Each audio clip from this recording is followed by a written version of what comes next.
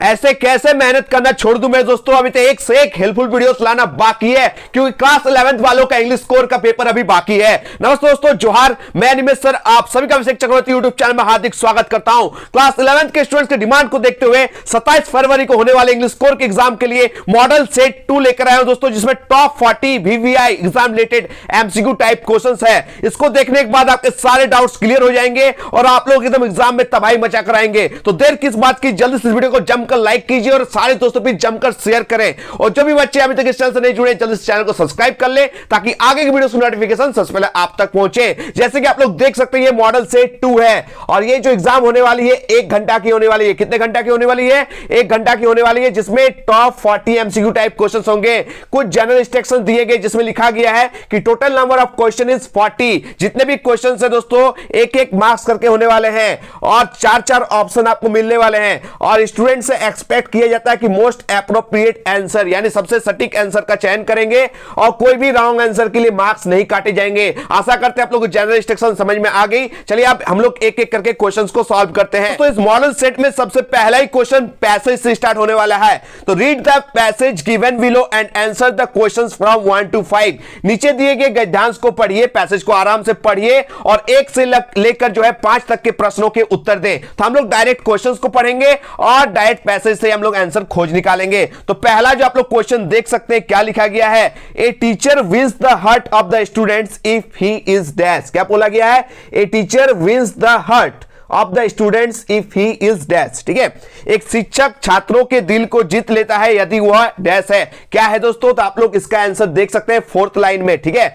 इस पैसेज के 4th line को जब आप लोग पढ़िएगा तो आपको समझ में आ जाएगा। देखिए यहां पर 4th लाइन में क्या लिखा गया है कि first of all he is a man of knowledge. ठीक है, क्या होना चाहिए? मैन ऑफ नॉलेज होना चाहिए। ठीक है, ही instantly wins the hearts of students, यानी अगर मैन ऑफ नॉलेज होगा तो वो स्टूडेंट्स के जो हार्ट है उसको, दिल को जीत लेगा। यानी सबसे पहले उनको मैन ऑफ नॉलेज होना चाहिए। तो इसका आंसर आप लोग को मिल गया है। चलिए इसका परफेक्ट आंसर आप लोग देख सकते हैं option number C, a man of knowledge. क्या होना चाहिए? ए मैन ऑफ नॉलेज होना चाहिए, यानी ज्ञानी व्यक्ति होना चाहिए, तभी टीचर जो है स्टूडेंट्स के हार्ट को, दिल को जीत सकता है। आगे बढ़ सकते हैं हम लोग क्वेश्चन नंबर 2 की ओर। देख सकते हैं क्या लिखा गया है, ऑल मैन आर नॉट। ठीक है, ऑल मैन आर नॉट यानी जो सभी लोग होते हैं, सभी पुरुष जो होते हैं क्या नहीं होते हैं। तो इसका आंसर आप लोग फर्स्ट लाइन में ही मिल सकता है। पैसेज में देखिए फर्स्ट लाइन में इसका आंसर मिल जाएगा कि all man are not alike. देखिए फर्स्ट सेंटेंस में आपको मिल जाएगा all man are not alike. तो आशा करते मिल गया। चलिए इसका आंसर हम लोग देते हैं।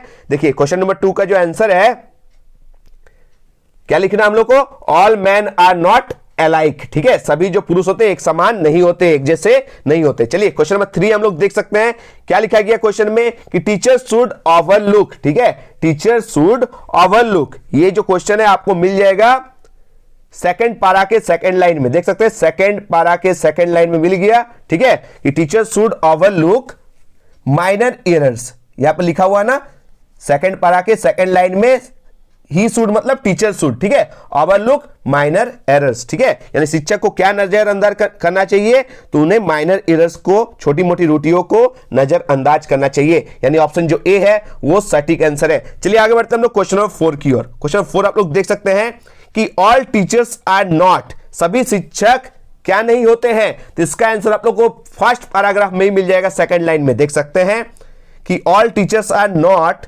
सिमिलर। क्या लिखा गया है?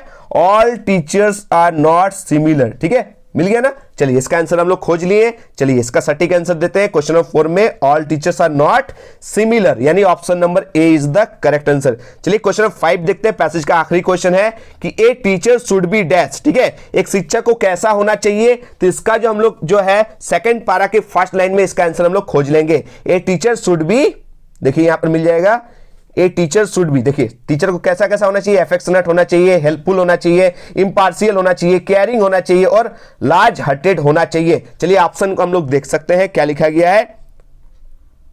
चलिए क्वेश्चन 5 में आप लोग ऑप्शन देख सकते हैं एकदम, ए टीचर शुड बी हेल्पफुल यानी मददगार होना चाहिए, एफेक्शनेट यानी स्नेही होना चाहिए, इम्पार्शियल मतलब निष्पक्ष होना चाहिए, केयरिंग यानी देखभाल करने वाला होना चाहिए, और लार्ज हार्टेड यानी बड़े दिल वाला होना चाहिए। यानी ये जो सारे के सारे क्वालिटी है टीचर का होना चाहिए, यानी ऑल ऑफ दीज जो है वो करेक्ट आंसर है। तो क्वेश्चन नंबर 1 से लेकर 5 तक हम लोग आसानी से पैसेज से खोज निकाले। क्वेश्चन को आसानी से पढ़िएगा और पैसेज से खोज निकालिएगा, क्योंकि पांचों का जो है ऑप्शन आपको देखने को मिलेंगे। ठीक है, तो 1 से लेकर 5 तक हम लोग सॉल्व कर लिए पैसेज, आराम से आप लोगों को पैसेज से ही 5 मार्क्स मिल जाएंगे। अब हम लोग राइटिंग सेक्शंस देखेंगे। ठीक है, क्वेश्चन नंबर 6 से राइटिंग सेक्शन शुरू होती है। तो क्वेश्चन नंबर 6 में क्या पूछा गया, इन नोट मेकिंग, क्या पूछा गया, in note making we should avoid, यानी नोट मेकिंग करते टाइम हमें क्या अवॉइड करना चाहिए, हमें किससे बचना चाहिए। याद रखिएगा जो नोट मेकिंग होता है दोस्तों, उसमें हम लोग लॉन्ग सेंटेंसेस का इस्तेमाल नहीं करते हैं। लॉन्ग सेंटेंसेस का हम लोग नोट मेकिंग में इस्तेमाल नहीं करते हैं। नोट मेकिंग करेंगे तो लॉन्ग सेंटेंस का हम लोग अवॉइड करेंगे, इस्तेमाल नहीं करेंगे।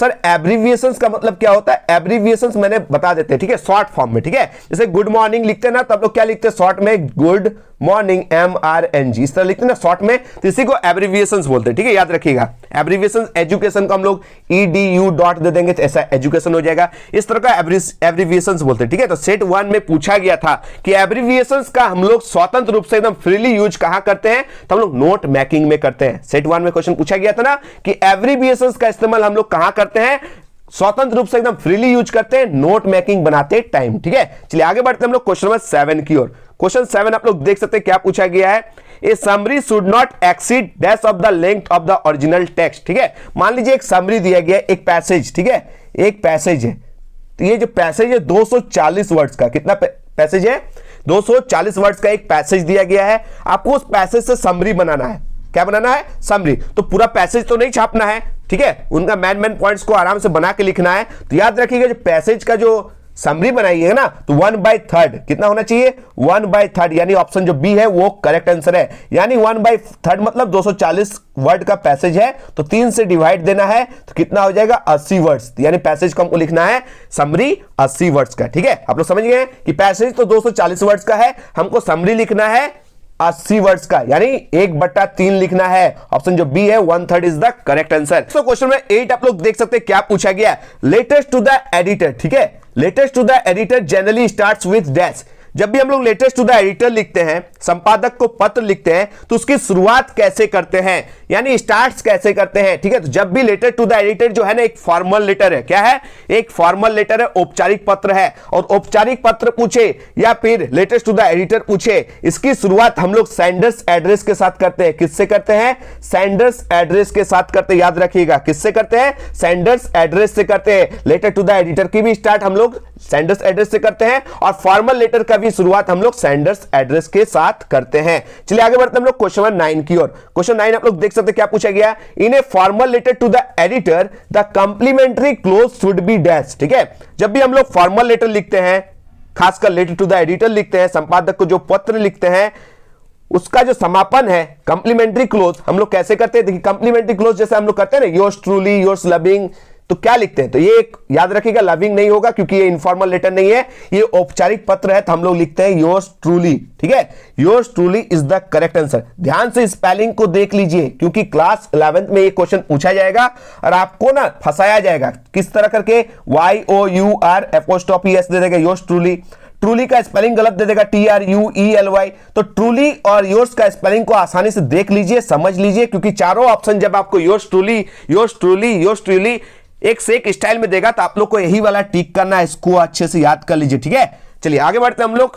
तो आप लोग बस कमेंट बताइएगा लेटेस्ट टू द एडिटर किसके लिए लिखते हैं। ठीक है, letters to the editor are written for dash, ये मॉडल सेट 1 में पूछा गया था। आप लोग रिप्लाई दीजिए, नीचे कमेंट बताइएगा कि लेटेस्ट टू द एडिटर जो है वो किसके लिए लिखते हैं, कहां छपने के लिए लिखा जाता है। चलिए आगे बढ़ते हैं हम लोग क्वेश्चन नंबर 10 की ओर। देख सकते हैं क्वेश्चन नंबर 10 में क्या पूछा गया, reporting of an event is done as dash. ठीक है, क्या पूछा गया, रिपोर्टिंग ऑफ एन इवेंट, यानी किसी घटना का रिपोर्टिंग किस प्रकार की जाती है, तो वो की जाती है फर्स्ट हैंड इंफॉर्मेशन में।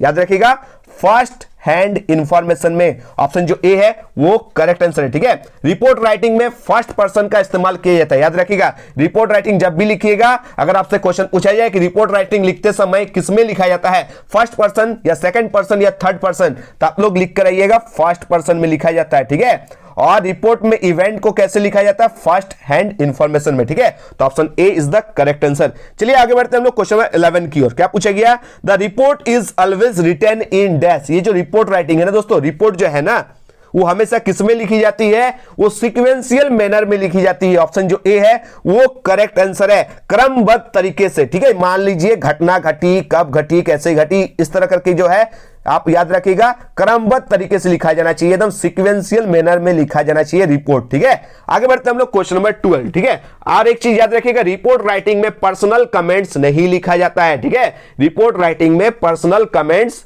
नहीं लिखा जाता है। आप लोग को रिपोर्ट राइटिंग से एक क्वेश्चन दे रहे क्योंकि मैंने मॉडल सेट 1 को अच्छे से समझाया है, जो भी नहीं देखे देख लीजिएगा।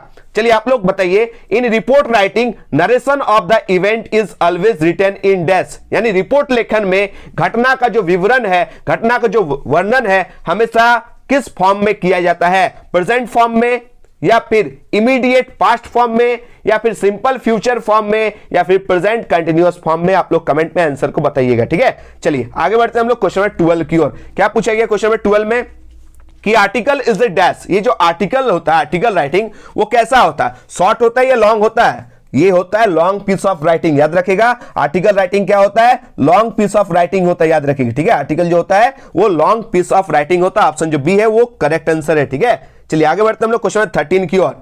Article writing is meant for. ये जो आर्टिकल राइटिंग होता है ना, उसका उद्देश्य क्या है, ये जो है लार्ज ग्रुप ऑफ रीडर्स के लिए होती है। किसके लिए होती है, मैंने बताया था ना, ये लॉन्ग पीस ऑफ राइटिंग होती है और लार्ज ग्रुप ऑफ रीडर्स के लिए होती है, पाठकों के बड़े समूह के लिए ये आर्टिकल राइटिंग होती है। ठीक है, आर्टिकल राइटिंग में निष्कर्ष यानी कंक्लूजन में क्या लिखा जाता है, आप लोग बताइए, क्योंकि मॉडल सेट 1 में मैंने समझाया था। आर्टिकल राइटिंग में निष्कर्ष यानी कंक्लूजन में क्या लिखा जाता है, आप लोग बताइएगा। और आर्टिकल राइटिंग में पहला पैराग्राफ जो है वो किसके बारे में होना चाहिए। तो दो क्वेश्चन है आर्टिकल राइटिंग से आप लोगों के लिए होमवर्क, आप लोग कमेंट बॉक्स में बताइएगा कि आर्टिकल राइटिंग में निष्कर्ष यानी कंक्लूजन में क्या लिखा जा सकता है और आर्टिकल राइटिंग में पहला पैराग्राफ किस बारे में होना चाहिए, ये भी आप लोग कमेंट बॉक्स में बताइएगा, क्योंकि मॉडल सेट 1 का क्वेश्चन है जो मैंने ऑलरेडी आप लोग को अच्छे से समझाया हुआ है। क्वेश्चन 14 देख सकते हैं। ठीक है, इस तरह के दो क्वेश्चंस आपको पूछे जाएंगे कि choose the grammatically correct sentence for given jumble sentence. ठीक है, यानी दिए गए अव्यवस्थित वाक्य के लिए आप लोग को जो है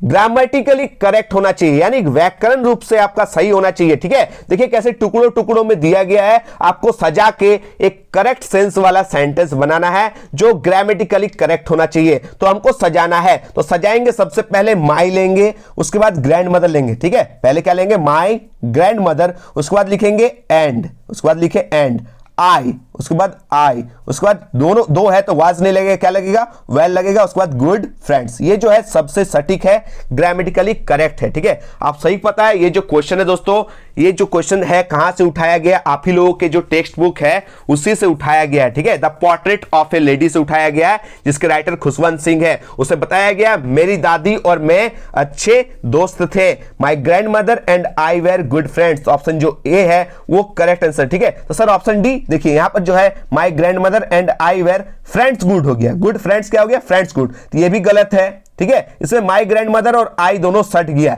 ये भी गलत है। इसमें आई आगे हो गया, ये भी गलत है। ठीक है, तो ऑप्शन जो ए है वो करेक्ट आंसर है। आगे बढ़ सकते हैं हम लोग क्वेश्चन नंबर 15 की ओर। ठीक है, क्वेश्चन 15 आप लोग देख सकते हैं क्या पूछा गया है। उसी तरह का और एक जंबल सेंटेंस है जिसको आपको सटीक सजाकर ग्रामेटिकली करेक्ट भी करना है। तो choose the grammatically correct sentence for given jumble sentence. ये क्वेश्चन ऑलरेडी जैक की तरफ से पूछा हुआ क्वेश्चन है, तो आराम से करके जाइएगा, इस तरह के क्वेश्चंस आपको देखने को मिलेंगे। तो सजाना है, कैसे सजाना है, इसका जो करेक्ट आंसर है द पुलिस को आगे करना है। किसको आगे करना है, the police.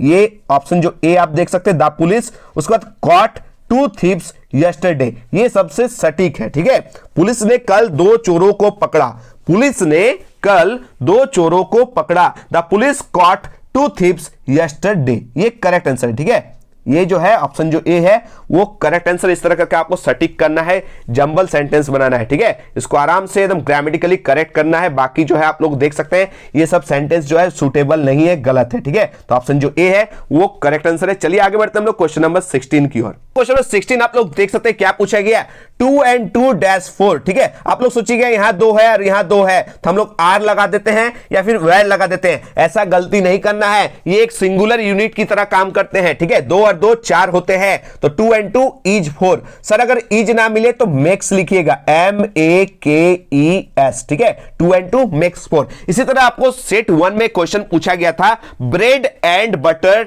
Dash our breakfast, यानी ब्रेड और बटर जो है हमारा दैनिक नाश्ता है। तो ब्रेड और बटर जो है दोनों एक साथ होता है ना, हम लोग ब्रेड में ही क्या करते हैं, बटर लगा के खाते हैं, तो वो एक सिंगुलर यूनिट की तरह काम करते हैं। इसलिए ब्रेड एंड बटर के साथ भी ईज होगा, आर नहीं होगा। आशा करते हैं आपका जो कंसेप्ट वो क्लियर हो गया। देख सकते हैं दोस्तों क्वेश्चन 17 में क्या पूछा गया, I dash a letter when the bell rang, ठीक है। मैं डैश लिख रहा था तभी घंटी बजी, तो मैं क्या लिख रहा था, I was writing a letter, ठीक है। I was writing a letter, मैं पत्र लिख रहा था तभी क्या हुई, घंटी बज गई, ठीक है। मैं पत्र लिख रहा था होगा तो क्या होगा दोस्तों, आप सही पता है, was oblique where plus V4 लगता है, तो आई के साथ क्या लगता है, वाज लगता है, ठीक है। तो I was writing a letter when the bell rang. Clear हो गया। चलिए दोस्तों क्वेश्चन में 18 आप लोग देख सकते हैं क्या पूछा गया, Supriya dash 4 over an our, ठीक है। जब भी आप लोगों को क्वेश्चन में सिंस दिखाई दे या फिर 4 दिखाई दे तो आप लोग हैज बीन क्या लगाइएगा, हैज बीन या फिर हैव बीन लगाइएगा, has been oblique have been plus V4 लगाइएगा। तो यहां पर क्या हो जाएगा, Supriya has been playing for over an hour. Option B is the correct answer. Supriya 1 घंटे से अधिक समय से खेल रही है। तो has been oblique have been कब लगाइएगा, जब आपको क्वेश्चन में सिंस ऑब्लिक 4 देखने को मिल जाए, ठीक है। कंसेप्ट क्लियर हो गया। आगे बढ़ सकते हैं हम लोग क्वेश्चन नंबर 19 की ओर। देखिए क्वेश्चन 19 में क्या पूछा गया है, आई डैश स्विम, मैं तैर सकता हूं। तो देखिए जब 100% कोई काम कर सकते हैं, 100% आप एबल है तो वहां कैन का इस्तेमाल कर सकते हैं, ठीक है। आई कैन स्विम, मैं तैर सकता हूं। इसी तरह एक क्वेश्चन पूछा गया था आप लोगों को मॉडल सेट 1 में, डैश आई स्विम, तो आप लोग क्या लगाए थे, डैश आई स्विम में कैन आई स्विम, क्या मैं तैर सकता हूं, उसमें भी कैन लगाया गया था और इसमें भी कैन हुआ, ठीक है। चलिए आगे बढ़ते हैं हम लोग क्वेश्चन नंबर 20 की ओर। क्वेश्चन नंबर 20 आप लोग देख सकते हैं आपके लिटरेचर क्वेश्चन स्टार्ट होते हैं क्वेश्चन नंबर 20 से, ठीक है। यानी 20 से लेकर एकदम 40 तक जो आपके क्वेश्चन होंगे वो होंगे आपके लिटरेचर पोर्शन, यानी आपके 2 बुक्स से, ठीक है। तो क्वेश्चन नंबर 20 में क्या पूछा गया, पोएम से ये क्वेश्चन स्टार्ट हो रहा है कि who is the poet of the poem a photograph. A photograph जो पोएम है आप लोगों का फर्स्ट पोएम है बुक का, ये जो है फोटोग्राफ पोएम के जो है कवि कौन है, ये आपसे क्वेश्चन में पूछा गया है। तो इसके कवि कौन है, सैली टॉल्सन। ऑप्शन जो बी है वो करेक्ट आंसर है। ए फोटोग्राफ जो पोएम है उनके कवि का नाम है Sally Tolson. Option B is the correct answer. चलिए आगे बढ़ते हैं हम लोग क्वेश्चन नंबर 21 की ओर। क्वेश्चन नंबर 21 में क्या पूछा गया आप लोग देख सकते हैं, what time of the day is described in the poem the laburnum top. ये सेकंड पोएम का नाम है द लेवरनम टॉप, ठीक है। उसमें जो है डे का इस्तेमाल किया गया, यानी द लेवरनम टॉप कविता में दिन के किस समय का जो है वर्णन किया गया, दिन के किस समय का, या अर्ली मॉर्निंग का इस्तेमाल किया गया, या फिर आफ्टरनून दोपहर का इस्तेमाल किया गया, या फिर इवनिंग शाम का इस्तेमाल किया गया, या फिर नाइट यानी रात का इस्तेमाल किया गया है। तो याद रखिएगा द लेवरनम टॉप कविता में दिन की कौन समय का जिक्र किया गया है, आफ्टरनून, ठीक है। क्या यूज किया गया, आफ्टरनून का इस्तेमाल किया गया है, दोपहर का इस्तेमाल किया गया, आप लोग याद रखिएगा, ठीक है। आप लोग कमेंट बताइएगा द लेवरनम टॉप कविता में किस मंथ का जिक्र किया गया है, उल्लेख किया गया है, ठीक है। मैंने बता दिया आफ्टरनून का इस्तेमाल किया गया। आप लोग बताइए मंथ कौन सा इस्तेमाल किया गया है, कौन सा मंथ, आप लोग बोलिएगा सर ऑप्शंस दीजिए। चलिए 12 महीने में कोई भी एक ऑप्शन को आप लोग टिक कीजिए, जनवरी, फरवरी, मार्च, अप्रैल, मई, जून, जुलाई, अगस्त, सितंबर, या फिर अक्टूबर, या फिर नवंबर, या फिर दिसंबर, ठीक है। द लेवरनम टॉप जो कविता है उसमें कौन से मंथ का इस्तेमाल किया गया है, आप लोग कमेंट में बताइएगा। आगे बढ़ सकते हम लोग नेक्स्ट क्वेश्चन की ओर, क्वेश्चन नंबर 22, ठीक है। ये जो है आप लोग का थर्ड पोएम है, the poet Walt Whitman ask a question and who art thou, who does thou refer to. जो पोएट है वाल्ट व्हिटमैन वो प्रश्न पूछते हैं कि आप कौन हैं, ठीक है। तो यहां पर जो दो है वो किसको उल्लेख किया गया है, दो है कौन, दो मतलब होता है यू, ठीक है, क्योंकि ये जो क्वेश्चन पूछा गया हु आर्ट दू मतलब हु आर यू, तो यहां पर यू कौन है, दो कौन है, ये आपसे क्वेश्चन पूछा गया है। याद रखिएगा, कवि जो है गिरती हुई बारिश की बौछार से पूछा कि और तुम कौन हो।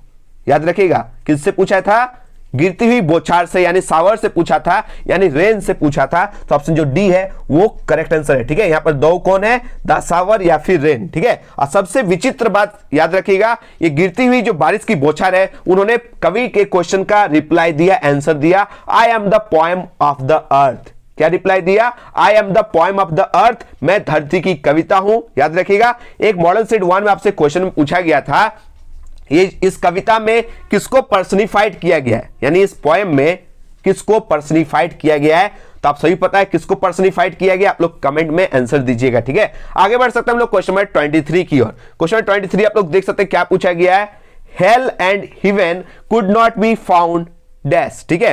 ये जो हेल है, हेल मतलब होता है नरक और हेवन मतलब होता है स्वर्ग, कहां नहीं पाए जाते हैं, ठीक है। ये चाइल्डहुड जो है पोएम से आप लोगों से क्वेश्चन पूछा गया है, ठीक है। तो याद रखिएगा, हेल और हेवन जो है वो जियोग्राफी बुक्स में नहीं पाया जाता है, ठीक है। ये कवि बताते हैं इस पोएम में कि जो क्या मेरा बचपन तब खो गया जब मुझे पता चला कि ये हेल और हेवन जो है जियोग्राफी बुक्स में नहीं मिलती है। आप लोगों के लिए एक क्वेश्चन है, ठीक है, कि कोई भी अपना खोया हुआ बचपन कहां पा सकता है, ठीक है।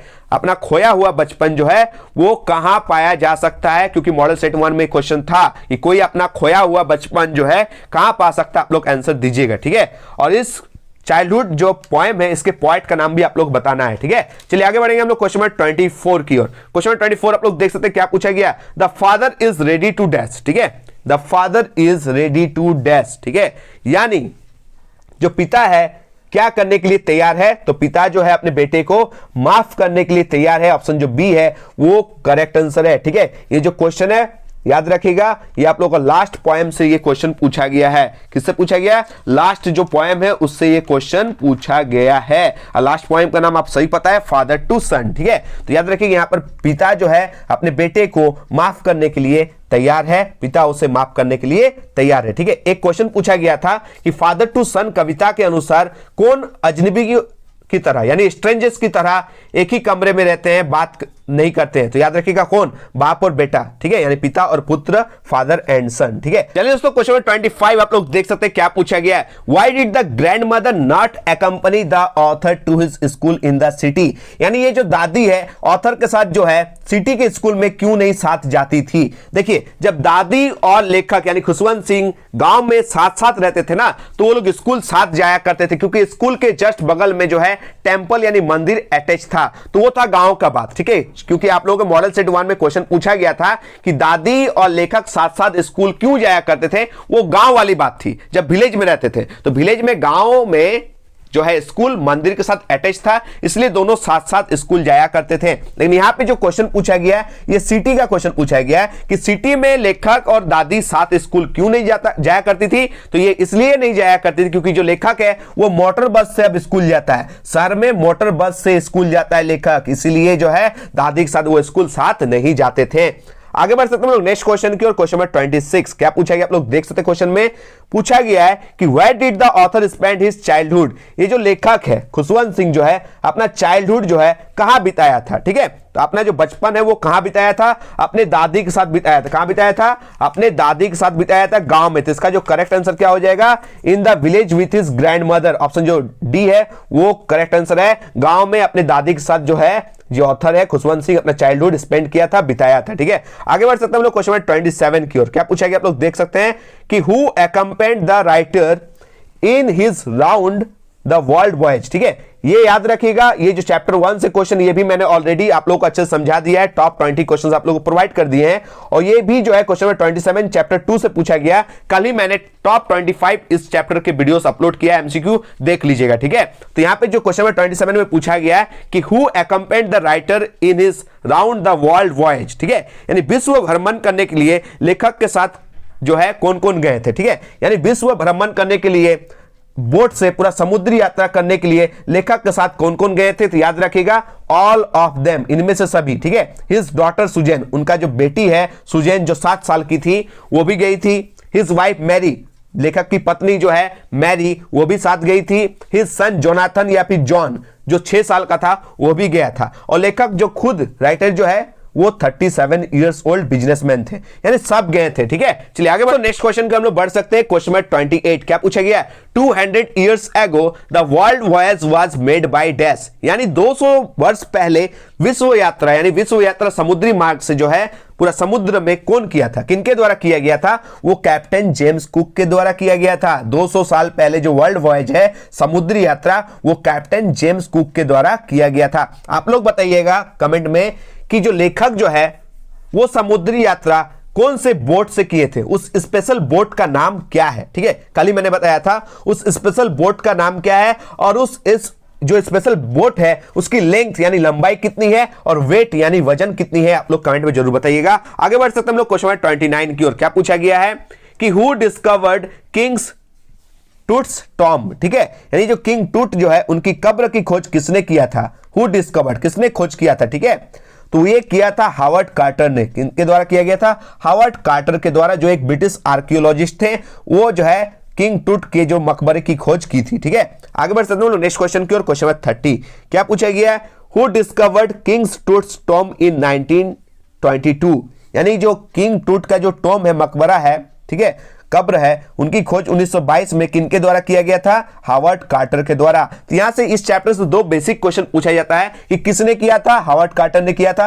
कब किया था? 1922 में किया था। ये 2 बेसिक क्वेश्चंस को आपको कर लेना है, और ये याद रखिए किंग टूट जो है वो लास्ट हायर था, अंतिम उत्तराधिकारी था इजिप्ट का। ठीक है, आगे बढ़ सकते हम लोग क्वेश्चन नंबर 31 की ओर। क्या पूछा गया? क्वेश्चन नंबर 31 में पूछा गया है कि प्रोफेसर गाइटोंडे, क्या पूछा गया? Professor Gaitonde entered Forbes building to meet his dash. ये जो प्रोफेसर गाइटोंडे है, ठीक है, ये फॉब्स बिल्डिंग में गए थे किनसे मिलने के लिए? तो ये मिलने गए थे अपने बेटे से। किनसे? अपने बेटे से। बेटे का नाम क्या है? मिस्टर बिनय, मिस्टर बिनय गाइटोंडे, याद कर लीजिएगा, मिस्टर बिनय गाइटोंडे। ठीक है, उनके बेटे से मिलने के लिए जो है प्रोफेसर गाइटोंडे कहां गए थे? Forbes building. ठीक है, चलिए आप लोग बताइएगा ये जो गंगाधर पंत गाइटोंडे है किस सब्जेक्ट के प्रोफेसर हैं? आप लोग बताइएगा। ठीक है, ये जो प्रोफेसर गाइटोंडे है ये किस सब्जेक्ट के प्रोफेसर है, ये आप लोग कमेंट बॉक्स में बताइए, क्योंकि मॉडल सेट 1 में ये क्वेश्चन पूछा गया था।